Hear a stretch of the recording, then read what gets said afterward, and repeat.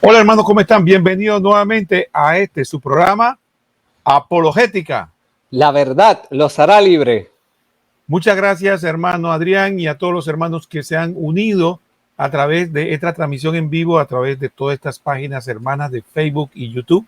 Le agradecemos a Dios por la oportunidad de estar juntos aquí a través de estos medios. Y damos gloria a Dios porque la semana pasada la transmisión en vivo fue todo un éxito a través de las diversas plataformas, YouTube, en las redes, en las páginas hermanas en Facebook, lo que es la página de RAC, Católico Defiende tu Fe, la página apologética Primera de Pedro 3.15, entre las muchas que están y los demás grupos que verdaderamente los hermanos estaban muy motivados, involucrados en lo que era el tema, la colaboración, dejando sus aportes. Fue una experiencia muy bonita y es por eso que retomamos nuevamente esta transmisión para beneficio de todos ellos. Como siempre decimos, lápiz, mano en papel, apunten la información para que luego en sus hogares puedan colaborar esta información y siempre prestando atención a esta información que se le brinda, porque todos siempre lo hacemos para que saque provecho de ella y para beneficio de las almas, porque como dice el refrán de nuestro programa y que ya está en la Sagrada Escritura, la verdad los hará libres. Bueno, Adrián, antes de pasarte la palabra, quería dar un saludo a Leonor Puentes, que es la primera que nos reporta sintonía. Amén, gloria a Dios. Que el Señor la bendiga, hermana, perdón. Entonces, sí, Adrián, empezamos, ahí tenemos abajo en la transmisión el título de nuestro programa, La Inmaculada Concepción de María. Todos sabemos, los católicos, que el 8 de diciembre conmemoramos la Inmaculada Concepción de María. En algunos países, por ejemplo el mío, en Panamá, ese día es el Día de la Madre. Hay otros días que en otros países se celebran en mayo, en diferentes fechas. Bueno, nosotros en Panamá el 8 de diciembre, el Día de la Inmaculada Concepción, es el Día de la Madre. Y de hecho es un día nacional, un día libre, pero efectivamente tendríamos que empezar a desgranar para todos los que participan con nosotros qué podemos decir nosotros, Adrián, de los términos. Y antes de pasarte la palabra nuevamente, saludo para Apologética Primera de 3.15, Dios lo continúe bendiciendo, y María Marzare, amén y saludos. Adrián, ¿qué puedes decirnos del título? Bueno, lo primero que quiero compartir para todos aquellos que nos están viendo, voy a leer rapidito la información que tenemos aquí y es referente a lo que es el dogma en sí para beneficio de todos aquellos que están en esta transmisión o que posteriormente lo verán ya sea en YouTube o en Facebook o en los diversos grupos. El dogma de la Inmaculada Concepción lo que establece como tal es que María fue concebida sin mancha de pecado original. Vamos por ahí, por lo básico. Y este dogma fue proclamado por el Papa Pío IX. Y como dijo bien el hermano Roquel, fue el 8 de diciembre de 1854. Y eso se realizó a través de la bula Ineffabilis Deus, que la misma dice lo siguiente, y leo tal cual. Declaramos, pronunciamos y definimos que la doctrina que sostiene que la Santísima Virgen María, en primer instante de su concepción, fue por singular gracia y privilegio de Dios, omnipotente en previsión de los méritos de Cristo Jesús, Salvador del género humano, preservada inmune de toda mancha de culpa original, ha sido revelada por Dios, por tanto, debe ser firme y constantemente creída por todos los fieles. Básicamente eso es lo que establece el dogma de la Inmaculada Concepción. Hay personas que tienen una idea, otros que tienen otra, pero específicamente lo que dice la Iglesia en la bula Ineffabilis Deus, proclamada por Pío IX el 8 de diciembre de 1854, en resumidas cuentas, no es otra cosa que la Virgen fue preservada del pecado original desde el momento de su concepción. Así podríamos resumir lo que trata el dogma de la Inmaculada Concepción. Hermano Roquel.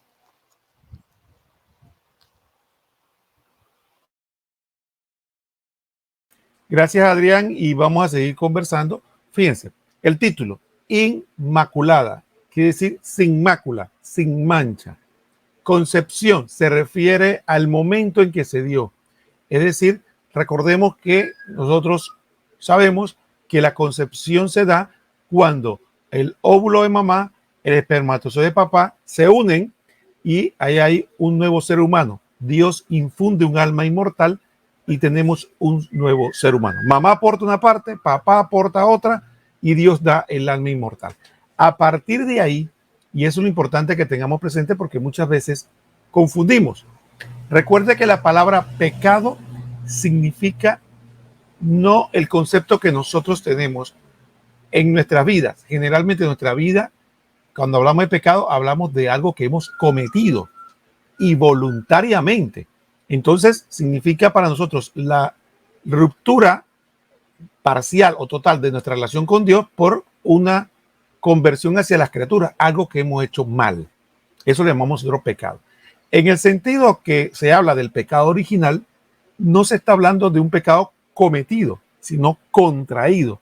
Es decir, que a partir de que nuestros primeros padres pecaron mortalmente, ellos sí pecaron mortalmente contra Dios, ellos perdieron la gracia santificante que era la amistad con Dios que tenían que pasarnos nosotros.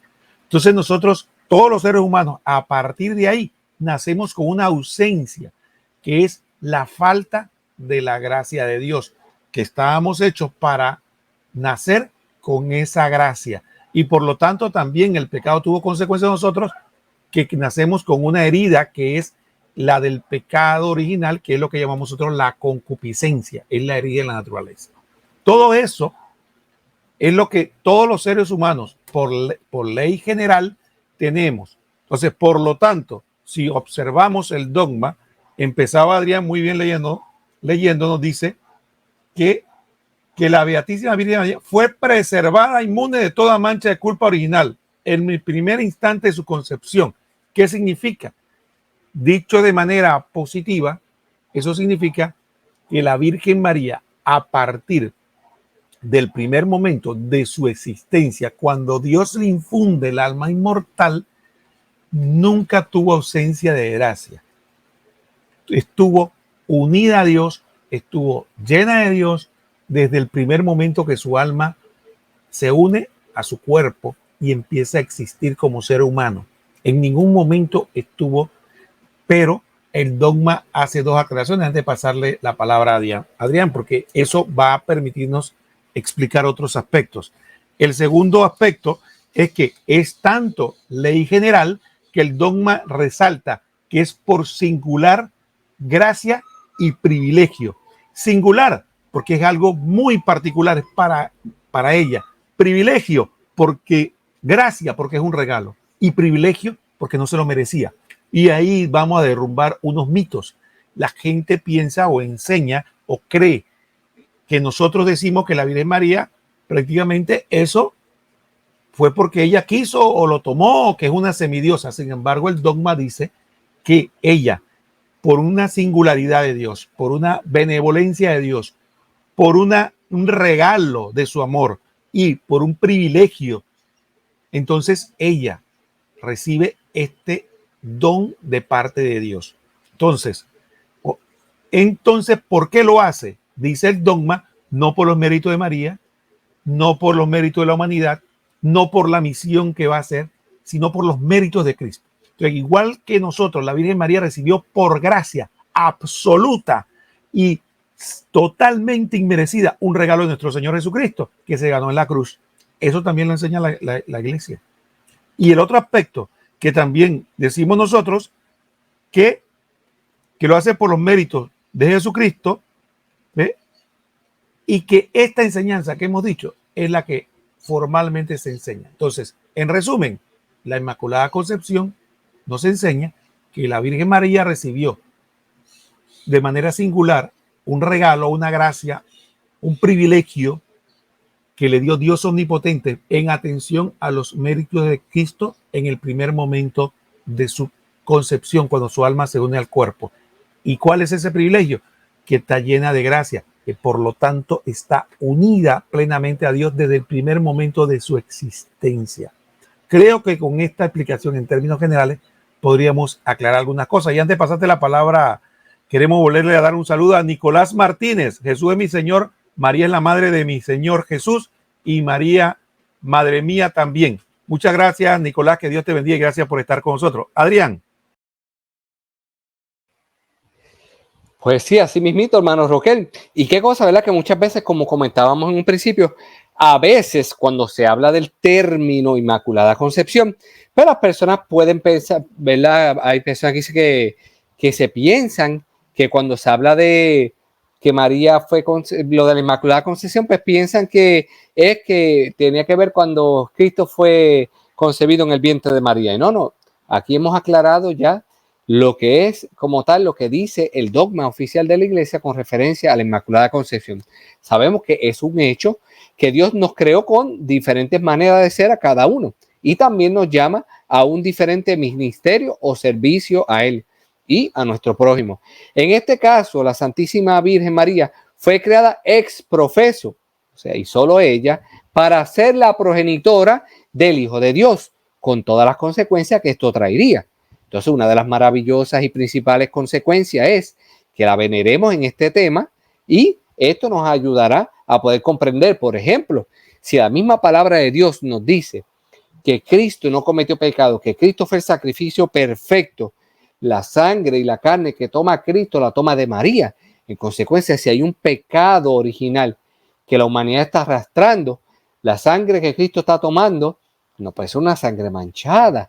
Y es ahí donde tenemos que tomar en cuenta la importancia de que María sea preservada del pecado original, para que ese ser que se encarna en su vientre, que es Cristo Jesús, Señor y Dios nuestro, tenga esa sangre pura y limpia, para que así su sacrificio pueda ser perfecto. Entonces, recordando y recapitulando que Jesús, que es el Salvador prometido de Génesis 2.15, Isaías 11.2, por necesidad tendría que venir a nosotros mediante un acto purísimo, libre de todo defecto o pecado, como dice Filipenses 2 del 6 al 7.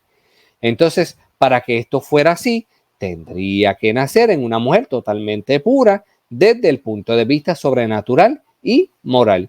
Entonces, cuando lo tomamos en consideración de esa manera, podemos comprender el por qué es que María goza de ese privilegio por los méritos de Cristo de parte de nuestro Padre Celestial. Entonces, digamos que Dios, como muestra de su honor y poder, nos trajo a la Virgen María, engendrada y nacida totalmente libre de defecto, que significa libre del menor vestigio del pecado original, que es lo único que podría mancharla. Y esto fue posible, repetimos nuevamente para que después no digan, esto fue posible únicamente por los méritos de Jesucristo. Así que yo creo que por el momento estamos dejando claro, ¿verdad? Para que la gente vaya comprendiendo estos detalles. Y podemos poner un ejemplo para explicarlo más sencillamente. Cuando una persona lo llevan a la cárcel, puede ir después el abogado y pagando una fianza o cantidad de dinero, logra sacarlo de allí. La persona estuvo dentro y tal vez hizo algo malo para merecer eso. Sin embargo, gracias a la fianza, logró salir. Pero también puede darse el caso de que otra persona vaya a ser llevada a la cárcel y el abogado ponga antes un amparo y logre que esta persona no entre y no pise nunca la cárcel. Algo similar a esto, ¿verdad? En el caso del segundo ejemplo, pasó con la Santísima Virgen María, que normalmente, igual que todos los seres humanos, merecía nacer con el pecado original, pero por los méritos de Jesucristo, volvemos y repetimos, por los méritos de Jesucristo, al ser ella escogida para ser su madre, entonces es que fue liberada por Dios para que el Hijo de Dios, que es perfecto y santo, naciera de una mujer que hubiera sido concebida sin la mancha del pecado original. Hermano Roquel. Gracias, Adrián. Y yo quisiera retomar un poco porque recordemos que nosotros y le pedimos perdón para las personas que ya tienen un cierto conocimiento que podríamos parecer repetitivos, pero tratamos de ser pedagógicos recordando que muchas veces esto lo hacemos para las personas que están empezando en la fe. El que ya, como usted, que ya sabe, muy probablemente ya esto ya domina estas cosas, pero nosotros a veces somos repetitivos, usamos ejemplos para poder transmitirle a alguien que esta enseñanza o no la ha captado bien o es nueva. Fíjese, volvemos a repetir lo que Adrián nos habló. esta enseñanza no se refiere a Jesús, ni a la concepción virginal de Jesús en el vientre de María. A eso no se refiere a Inmaculada Concepción. La Inmaculada Concepción se refiere a la concepción de nuestra madre o la madre de Jesús, nuestro Señor, la Virgen María. Segunda aclaración, la Inmaculada Concepción no se refiere a que la Virgen María tuvo una concepción virginal. Como explicamos, la Virgen María tuvo un papá y una mamá humanos y vino de la misma manera que vinimos al mundo nosotros. Papá y mamá tuvieron una relación conyugal y ella surge de esa relación, así que tuvo papá y mamá humanos. Entonces tampoco se refiere a Inmaculada Concepción, que ella tuvo, vino al mundo de manera sobrenatural. El único que ha venido al mundo de manera sobrenatural es nuestro Señor Jesucristo. Entonces, esto es bien importante para que no vamos a caer en confusiones.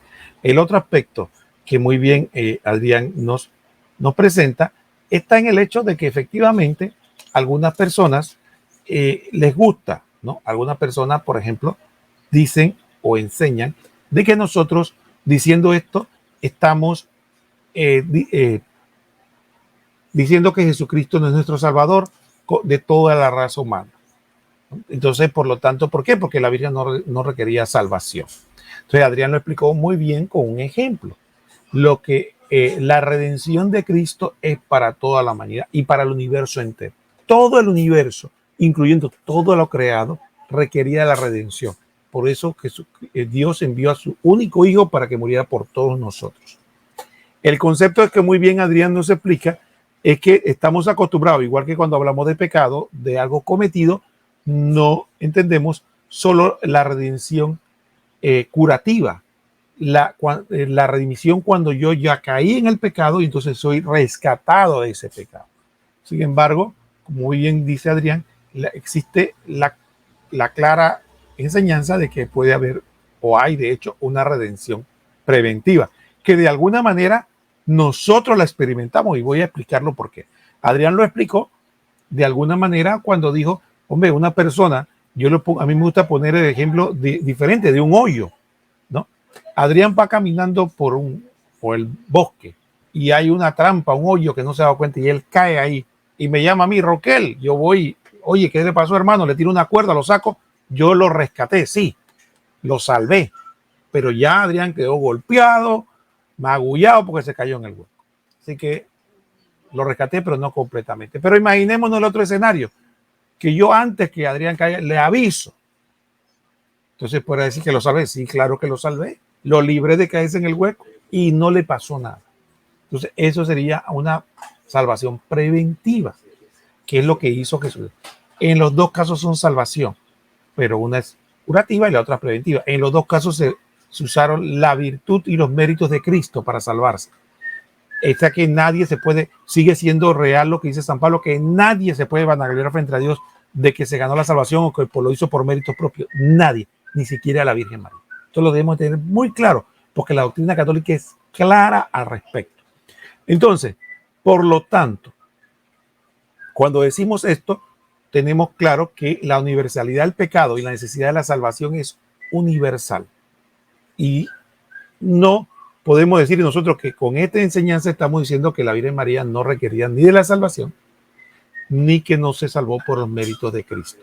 Ahora, yo dije que eso nos afectaba a nosotros. Sí, voy a poner un ejemplo.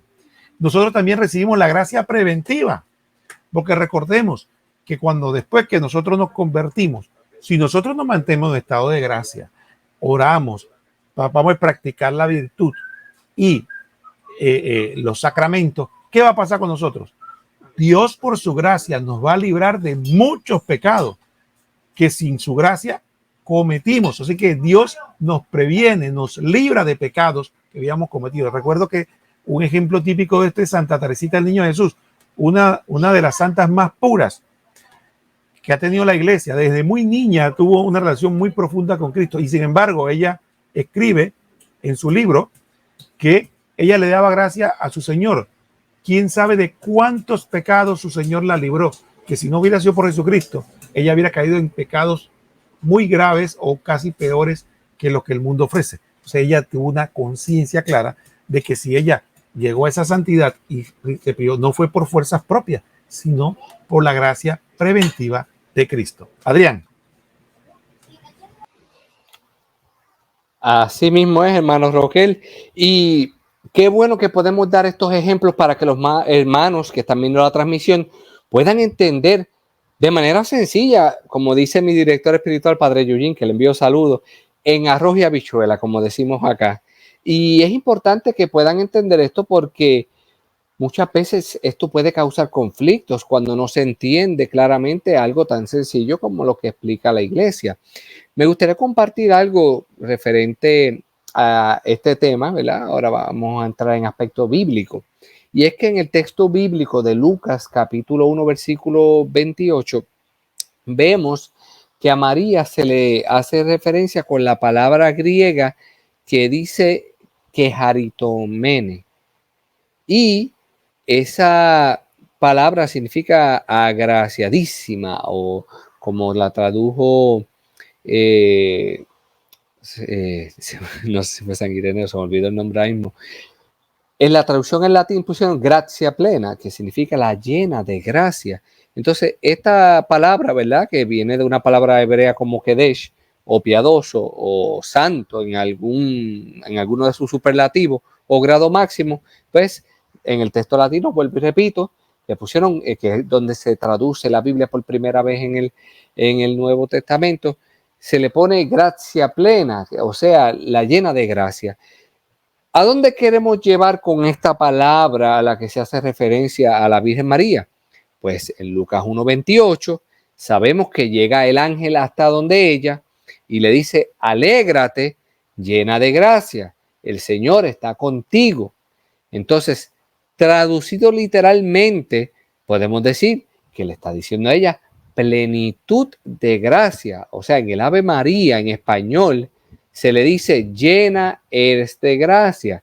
En otras palabras, una perfección sobrenatural en grado tal que ningún ser humano puede tenerla excepto Jesucristo, que es hombre y Dios verdadero. Lo que la Biblia y sus autores nos quisieron decir con esa palabra es algo tremendo, porque ella es la Santísima Virgen María y por lo tanto, si ella era la Santísima, tenía que haber nacido sin ninguna mancha de pecado.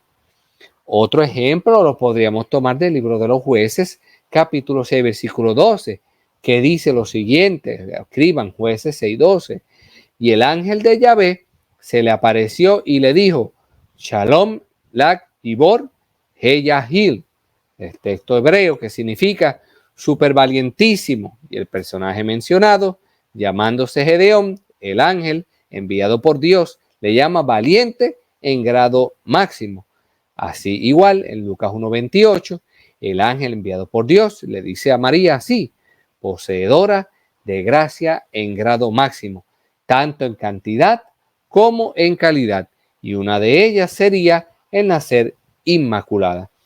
Si profundizamos aquí, esto nos va a arrojar luz referencia al texto en Génesis capítulo 3, versículo 15, donde habla de la enemistad y entre la serpiente y la mujer, que significa una lucha. O sea, esto es el maligno, que es suma de maldad, luchando contra suma de santidad, que es María, Madre del Salvador. Y eso es lo que la Biblia nos quiso decir. Por eso es que María tendría que nacer sin la mancha del pecado original. Esto es, analizando en plenitud, incluso si nos queremos ir un poquito más así, por definiciones básicas, aprovechando el castellano, que es nuestra lengua materna. El diccionario de la Real Academia Española, cuando habla de la palabra gracia, voy aquí a buscar una información que tengo, se encuentran las siguientes definiciones sobre la palabra gracia. Recordemos que a María le dicen la gracia plena, la llena de gracia. Vamos a ver qué dice el diccionario de la Real Academia Española sobre la palabra gracia. Dice, entre las diversas definiciones, don o favor que se hace sin merecimiento particular. Perdón que concede el poder competente. En el cristianismo, favor sobrenatural y gratuito que Dios concede al hombre para ponerlo en el camino de la salvación. Y por último dice que es sobre la gracia, dice que es la que infundió Dios a nuestros primeros padres en estado de inocencia. Esas son las definiciones que da el diccionario de la Real Academia Española referente a la palabra gracia. Entiéndase que si María es la llena de gracia y consideramos estas definiciones, entonces, si María está llena del perdón de Dios y de sus favores sobrenaturales, gratuitos, al igual que nuestros primeros padres en su estado de inocencia, quiere decir entonces que María fue concebida sin pecado original. Hermano Roquel, le paso la palabra.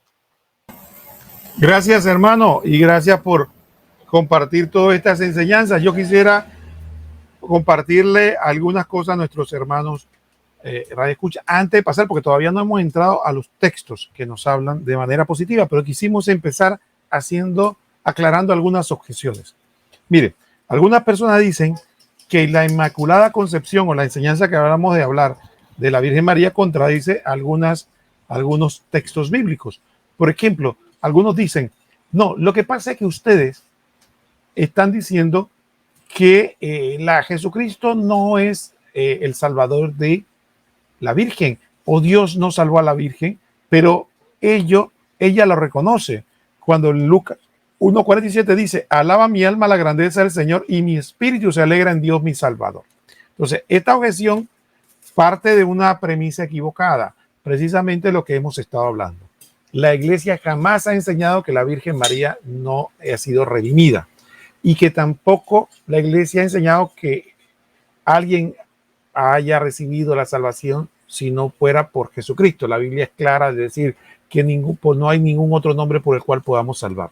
Así que la Virgen se salvó, fue al cielo, se libró del pecado gracias a su Hijo, nuestro Señor Jesucristo, y los méritos que ella nos salvó en la cruz. Por eso con propiedad ya dice, inspirada por Espíritu Santo, que ella alaba a Dios, su Salvador. Entonces, es totalmente equivocado decir que la Inmaculada Concepción contradice la unicidad de la salvación, del decreto de salvación de nuestro Señor Jesucristo. La segunda objeción que se pone, que es un poco más infantil, son aquellos que dicen que al decir nosotros que la Virgen fue creada, concebida desde el mismo instante de existencia, libre de pecado, la estamos haciendo una diosa o una especie de divinidad. Y eso es falso, porque fíjense, solamente para mostrar un error que cometen cuando afirman esto, nuestros primeros padres, Adán y Eva, no fueron dioses, fueron creados como criaturas. Sin embargo, tanto católicos como protestantes estamos de acuerdo que fueron creados en un estado de inocencia, es decir, sin pecado. Y eso no los divinizó, no lo hizo dioses, siguieron siendo criaturas. Así que el hecho que una persona nazca sin el pecado original, con la gracia de Dios y libre de pecado, no lo hace ningún Dios ni lo eleva a la divinidad. Para que vean qué tipo de objeciones se dicen alegremente sin ningún fundamento. Finalmente, quisiera compartir una que es de las más clásicas, en Romanos 3:23. Generalmente dice que la palabra de Dios dice, todos han pecado y están lejos de la presencia salvadora de Dios. Y entonces dice, aquí está claro, la Biblia dice literalmente que todos, y como usted dice que la Virgen María no cometió un pecado personal, entonces, por lo tanto, para ella no aplica este texto y la Biblia se contradice la Biblia. Fíjense que la palabra todo en estos textos no significa ni quiere decir todos sin excepción, sino que se refiere a un gran número. San Pablo, por ejemplo, no está tratando de decir, por ejemplo, si dijera que todas las personas han pecado, tenía que incluir a nuestro Señor Jesucristo, y eso no fue la intención de San Pablo. Por ejemplo, comparemos Romanos 3:23 con otros pasajes. En Romanos 11:26, San Pablo dice, y así todo Israel será salvo, aunque sabemos que no todo será salvo, sino que es una expresión de que hay una gran multitud. También hay otro texto en Mateo 3:5, dice que acudía entonces a él a Jerusalén de toda Judea y de toda la región de Jordán, y eran bautizados en el río Jordán, y sabemos que no se refería que era todo, sino que había una gran cantidad. Entonces la palabra todo, en este caso, es como que si yo doy a Adrián, le digo, oye Adrián, al retiro ese del fin de semana pasado, ¿quién fue? Y se fue todo el mundo. ¿A qué se refiere Adrián con eso? No que ahí estaba todo Puerto Rico, es lo que se refiere que posiblemente a toda la gente que esperábamos, o a todos los conocidos o todo lo que él tenía la expectativa fueron. Pero no sé, nadie se le ocurre pensar que ahí estaba todo Puerto Rico metido en el retiro. Entonces, así mismo como nuestras expresiones se usan así en la Biblia también. Entonces, el querer utilizar estos textos para presentar dificultades no es más que, como dice nuestro hermano Adrián, ¿no? Que un texto fuera de contexto no es más que un pretexto. Adelante, Adrián. Y no, y que claramente lo de Lucas 1:46, ¿verdad? Cuando ella se proclama, ¿verdad? Que se alegra mi espíritu en Dios mi Salvador. La redención de la humanidad no iba a pasar hasta 33 años después, o sea que ella se estaba declarando redimida 33 años antes de que pasara la redención de la humanidad. Eso dejaba claro que ella estaba más que conociendo el misterio de la salvación que Dios había hecho en ella de manera premeditada antes de la redención de la humanidad. Y por último, quiero compartir la razón eclesial, y es que nuestra fe no está basada en la sola Biblia. Nosotros nos dejamos llevar por la iglesia, que es el pilar y columna de la verdad, como dice Primera de Timoteo 3:15. Y por eso Jesús no mandó a escribir, ni él escribió nada. Así que en el orden del tiempo, la iglesia es antes que la Biblia. Y por este motivo, vemos aquí que la voz de la autoridad de la Iglesia Católica sobre este tema estaba definida ya en esa encíclica que leímos desde un principio, proclamada por Pío IX en 1854. Así que yo creo que más claro no canta un gallo, como decimos acá. La información es clara y precisa, así que esperamos que la misma sea de bendición para todos, y siempre recordando, ¿verdad?, que compartan la información con todo su contacto, con todas sus amistades, y oren por el éxito de esta programación para que sea de bendición para todos. Adrián, yo quisiera compartir con ustedes un saludo para Felipe Rodolfo Raez Retomazo, Luis Aristides Romero, Lulú Baena, Norma Mancilla, que se unieron y nos mandaron saludos. Pero Adrián, tengo que ponerte una protesta, porque yo veo que tú estás despidiendo y ve acá, no hay Navidad sin lechón. ¿Cómo que tú vas a pasar la Navidad y el plato fuerte no nos lo va a dar, hombre? Porque fíjate, no diste el refresco, no diste las picadas, pero el plato fuerte, ya decir la gente, Adrián se quedó con el lechón, no dejó, porque miren, ahora solamente queremos compartir solo dos textos que son los textos típicos y que hemos dejado al final a propósito, para que cerrar con ese texto, porque primero queríamos explicar claramente la enseñanza, porque cuando se explica la enseñanza, muchas de las objeciones se caen. Después aclaramos las objeciones, porque fíjense, con eso también muchas de las dudas se caen. Ahora, una vez visto claramente la enseñanza y haber explicado las objeciones, ahora podemos plantear qué fue lo que pasó, qué texto fue lo que se basó la iglesia para que pudiéramos nosotros efectivamente poder fundamentar. El primer texto es Génesis 3:15. Génesis 3:15. Miren, cuando vemos ese texto, fue cuando después que nuestros primeros padres cometen el pecado original, el primer pecado, Dios le da una profecía, le anuncia que va a venir un acontecimiento. Dice en Génesis 3:15, enemistad pondré entre ti y entre la mujer, entre tu linaje y su linaje. Él te pisará la cabeza mientras tú acechas su calcañar. Entonces, efectivamente, primeramente lo que tendríamos que aclarar es el que enemistad pondré entre ti y la mujer. ¿Qué sería esa mujer? No puede ser Eva, porque Eva ya tenía amistad con el demonio, porque se amistó con él para poder entrar. 2. Tendremos también el otro concepto, el linaje, es decir, de la mujer, la descendencia de esta mujer que tiene enemistad con el enemigo, con el diablo, es la que va a terminar pisando las obras de Satanás. Él va a destruir las obras de Satanás. ¿En quién se cumple todo esto? Bueno, esta profecía se cumple en Jesucristo, porque es el que destruye las obras de Satanás. Pero entonces, ¿quién es la mujer de cuyo linaje viene Jesucristo? La Virgen María. Por lo tanto, esa mujer es aquella que está libre de toda amistad con el enemigo. Y tener libertad de toda amistad con el enemigo significa efectivamente tener, estar libre de toda mancha de pecado. Ese es un ejemplo de un texto explicado rápidamente. El segundo ejemplo es el texto que habla de la anunciación. En el texto donde se habla de la anunciación, tenemos el otro aspecto. Cuando el ángel se le aparece a la Virgen María, la saluda de una manera particular. Fíjense, el saludo normal de nosotros hubiera sido: hola, ¿qué hubo? Y decimos el nombre de la persona: Pedro, María, Juana, Petra. Pero aquí el ángel no le llama salve María, sino que le dice salve llena de gracia.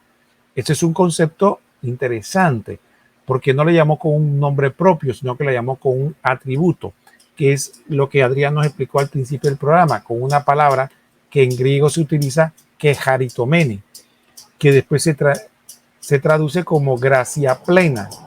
Hoy que en español se dice llena de gracia.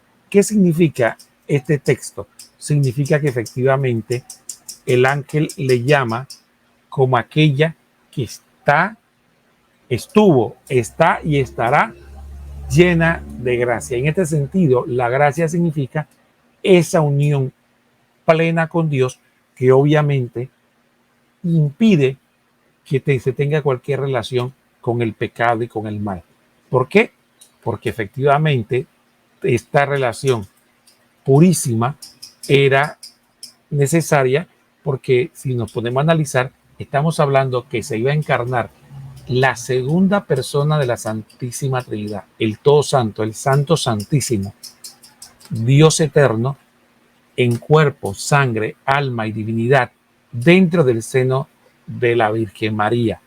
Y es una absoluta contradicción pensar que donde habita Dios puede también habitar el pecado. Por lo tanto, es más que lógico, amén de las enseñanzas bíblicas, de que la Virgen María, como lugar donde iba a estar en su seno desde el momento de su concepción hasta que lo da a luz el Todo Santo, fuera un vaso espiritual, vaso digno de devoción, vaso totalmente puro. Entonces, aquí vemos, con estos dos textos, nosotros podemos vislumbrar y aclarar que nos habla de que la Virgen María es la Toda Santa. Entonces, finalmente, yo quisiera compartir con ustedes y leer, y antes de seguir, quiero de despedirme, quiero pedir disculpas de parte de Adrián. Me escribió por otro medio, un pequeño, sabes, que salió como de improviso. Bueno, es que tuvo un problema técnico y bueno, le doy disculpas de parte de él y le mandamos saludos con mucho cariño. Y entonces, efectivamente, queríamos terminar el programa diciendo la siguiente conclusión. Y me permito leer. La Virgen María fue concebida en el seno de su madre sin mancha de pecado. Esto fue así por el designio de Dios. Y como consecuencia, al terminar su vida terrena, fue llevada asunta al cielo en cuerpo y alma. Entonces, ese último tema que vamos a hablar nosotros, que acabo de decir, que fue llevada en cuerpo y alma, lo pronunció Juan Duns Scoto en el siglo XIII. Jesús pudo hacer a la vez que su madre no tuviera el pecado original y que fuera redimida por la sangre de su Hijo. Convenía que así fuera para que en ningún momento hubiera estado bajo el poder del demonio, y lo hizo. Ese es, diríamos nosotros, el padre de la Inmaculada Concepción, Juan Duns Scoto, un teólogo franciscano. Entonces, sí, cerramos con esta frase y lo hacemos como preanuncio del próximo programa. Desde ahora los invitamos para el próximo viernes. Preséntese usted y anúnciese a las otras personas. Este mismo día, a esta misma hora que vamos con el siguiente tema que vamos a abordar: la asunción de la Virgen María al cielo, que es otro tema también controversial y que vamos, igual que este, a conversarlo, a presentarlo, a compartirlo. Su hermano Roquel y Adrián Castro para desmenuzar que, como decimos, la asunción de la Virgen es consecuencia. Así que antes de pedirme, retiro mis saludos para Lulú Baena, Norma Mancilla, Jesús Salvador Miranda, Arturo Ensumo Picón. Padre, si nació sin pecado porque le alcanzó la muerte. Padre, si nació sin pecado porque él alcanzó la muerte. Bueno, efectivamente, Jesucristo nació sin el pecado y no tuvo pecado y murió.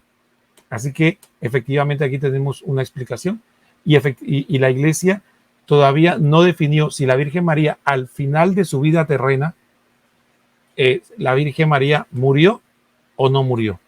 Eso también lo podríamos abordar en el siguiente programa porque ahora no tenemos tiempo, pero le agradezco la pregunta a Arturo. Gracias por la pregunta, pero aquí tenemos la respuesta. Jesucristo está totalmente libre de pecado y sin embargo padeció la muerte.